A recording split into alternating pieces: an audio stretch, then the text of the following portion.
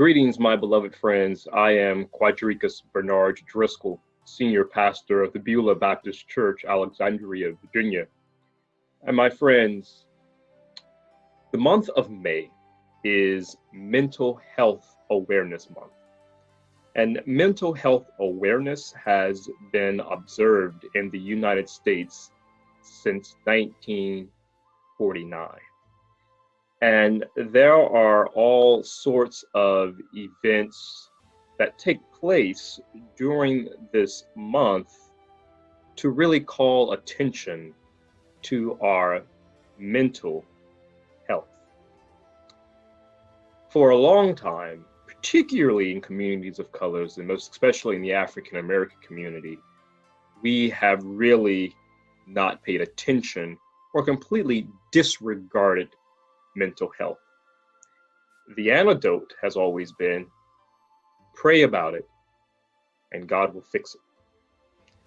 Prayer most surely will fix it. But we also have to understand that God gave us the mental capacity and brain cells to put together other tools that work, such as medicine, such as therapy. And so it is prayer. Sometimes it is prayer, medication, meditation, and therapy. Holistic care regarding our mental health. And so, beloved, during this time, I want to introduce to you a new series that I will, on every Monday during the month of May, I will have May Mondays meditation, where these are just meditations and reflections for both you and I to pay attention to our mental health, particularly during this quarantine process.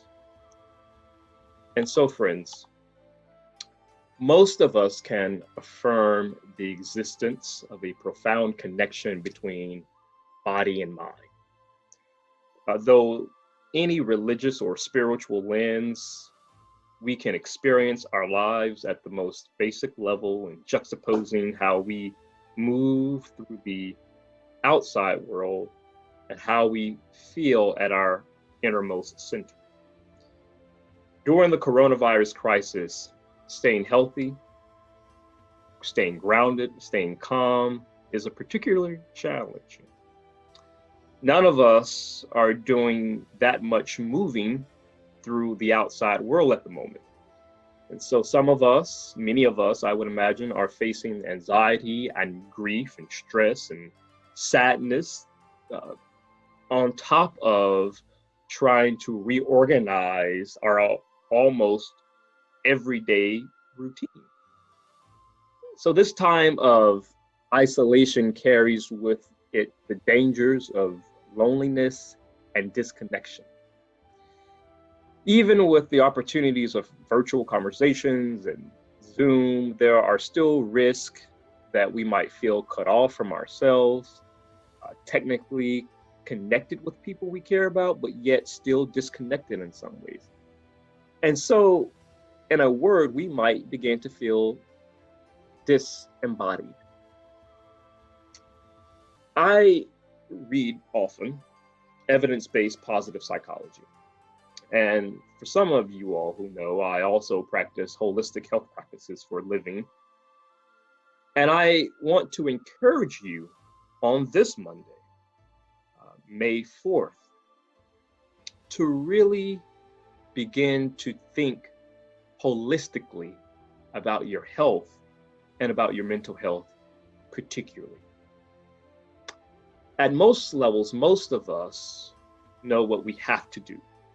We have to breathe fully and deeply and sleep regularly and eat healthy and exercise and get plenty of water and move our bodies. But we also have to have the courage to let ourselves be led in the healthiest direction which is where setting and intentionally being an embodied practice becomes helpful. What does that mean practically? For some, you might practice yoga, which is a classic example of embodied practice precisely because it focuses your mind and it takes your mind off of things. For some, there is Tai Chi or Qi Gong, but embodiment can come whenever we practice a meaningful activity with mindful attention. Even if it's simply gardening or cooking or even walking. St. Augustine said, our problems can be solved by walking. Especially in a time when we are asked to be flexible, where we have to meet each other where we are. This is really a time to get our mind and our body in alignment. Whatever you practice, whatever you do to take your mind off of stress, try to keep these things in mind. First, meet yourself wherever you are. If you are lethargic and overwhelmed, or perhaps frantic and a bit jittery, accept that this is where you are right now. And then ask yourself, what would be more helpful to take even one step in a more grounded or peaceful direction? My friends, I think during Holy Week, I mentioned reimagining sacred space. And for many, particularly for those of us who are Christian or religious, a sacred space is the church or the temple or the mosque or the synagogue where we go and pray and we see images and iconography. But you can also, and should, I would add, have a sacred space in your house. I, my friends, have built an altar. And if technology works, you will have a glimpse of what my altar looks like. And there are moments that I take during the day, during the week, not every day, but during the week, during the month, that I pray at my altar.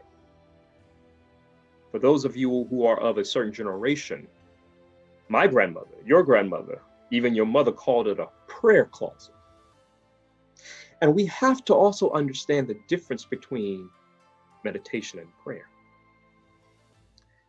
Prayer is talking to God, but meditation is quieting your mind so that you can hear from God. And there are steps to how we meditate, whether it's breathing in deeply and releasing through our nostrils or our mouth. You can simply Google how to meditate, but there are multiple ways to do that. The second thing I want you to keep in mind is to acknowledge the full range of your emotions. Being mindful does not mean being happy.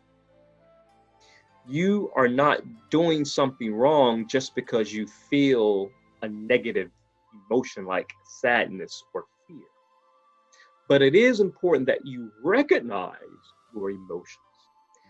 And recognizing your emotions can lead towards a healthy emotional life that is full and that is round, and that all of your feelings are a part of your whole self. The third thing, a little goes a long way.